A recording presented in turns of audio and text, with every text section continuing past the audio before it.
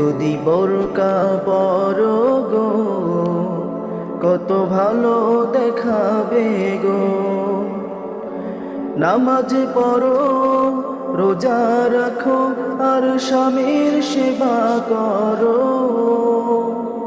কবরে শান্তি পাবে, আবার জান্নাত পাবে গো।